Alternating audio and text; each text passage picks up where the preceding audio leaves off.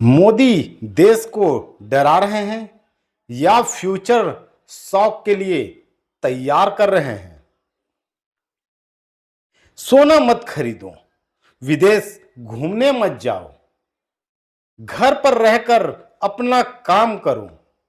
पहली बार में जब मैंने ये सारी बातें सुनी तो मुझे भी लगा शायद बेवजह का डर का माहौल बनाया जा रहा है। ऐसा लगा जैसे देश को अनावश्यक पैनिक कर रहा है।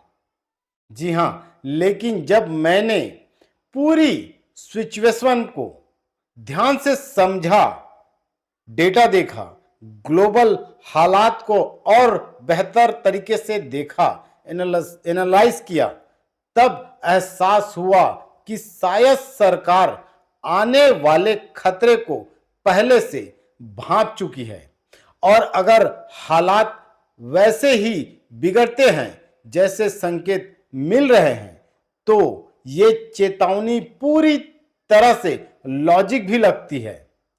सीधी भाषा में समझिए दोस्तों, इस समय वेस्ट एशिया में तनाव लगातार बढ़ रहा है। हार्मोज रूट पर खतरा मंडरा रहा है। क्रूड ऑयल की कीमतें ऊपर जा रही है और भारत अपनी जरूरत का बड़ा हिस्सा वहीं से इंपोर्ट करता है। अगर तेल महंगा होगा तो उसका असर सिर्फ पेट्रोल डीजल तक सीमित नहीं रहेगा, ट्रांसपोर्ट भी महंगा होगा। जी हां दोस्तों, फर्टिलाइजर महंगे होंगे, खाने पीने की चीजें महंगी होगी, बिजली महंगी होगी और यानी पूरी अर्थव्यवस्था में एक चैन रिएक्शन शुरू हो सकता है। अब जरा समझिए कि प्रधानमंत्री ने क्या कहा है। उन्होंने लोगों से कहा है कि अनावश्यक विदेशी टूर कम करें, घर पर रहकर काम करें, अपनाएं ताकि फ्यूल की खपत घटे और सोने की खरीदी पर कंट्रोल करें। क्यों? क्योंकि भारत दुनिया का सबसे बड़ा गोल्ड इंपोर्टर्स है, चाइना के बाद। जी हां, जब हम सोना खरीदते हैं तो डॉलर देश से बाहर जाता है। जी हां दोस्तों, ऑयल इंपोर्ट में भी भुगतान डॉलर के माध्यम से ही करते हैं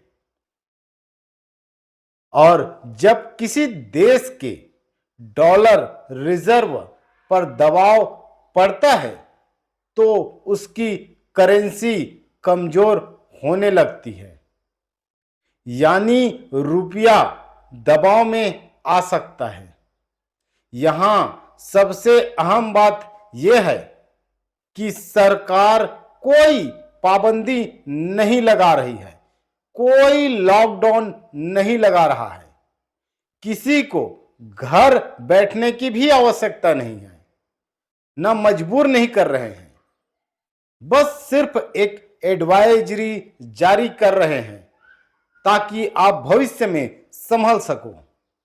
एक तरह से आर्थिक सावधानी, ठीक वैसे ही जैसे कोविड के समय में लोगों को पहले से सतर्क रहने को कहा गया था। और सच कहें तो घबराने से बेहतर है पहले से प्रिपेयर हो जाओ, क्योंकि किसी भी संकट में सबसे ज्यादा खतरनाक चीज होती है देर से प्रतिक्रिया देना। अगर संकेत साफ साफ दिखाई दे रहा है कि आने वाले समय में आर्थिक दबाव बढ़ सकता है तो समझदारी इसी में है कि देश और नागरिक दोनों को पहले से तैयार करें। शायद सरकार देश को डराना नहीं चाहती है, लेकिन आने वाले झटकों के लिए मानसिक रूप से आपको तैयार करना चाहती है। जी हाँ दोस्तों, अगर आपको हमारा एनालिसिस अच्छा लगा हो तो फॉलो करो यार, और यूट्यूब पर हो तो सब्सक्राइब कर लो। जय हिंद।